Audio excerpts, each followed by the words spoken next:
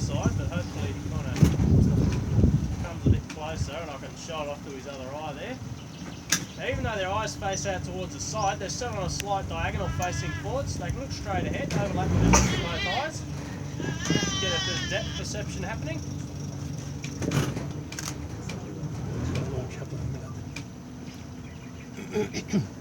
Now they've got that real thin slit going down the middle of the eye. It looks it's their pupil. Looks a bit like a cat's eye. That widens up to a big circle at night time to let more light in.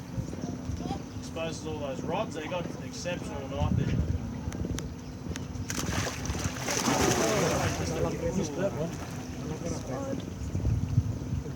Come on, big fella. There he goes.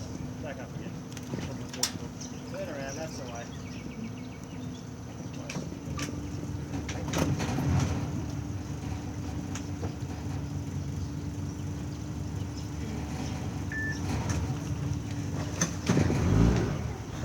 Just had to go with that bird over there.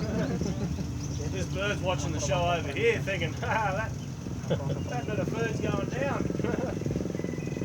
Occasionally the birds do get eaten in here, especially if there's any sick birds that are having trouble taking off. The crocs will clean them up pretty quickly. Sometimes you'll get really healthy birds that will just walk in amongst basking crocodiles and the crocs will hardly even move. There we go. Go around. Now these pandanus trees over here are another form of bush tucker. Yeah, he's tilting that head back, showing his victim last bit of daylight before he swallows it. Now those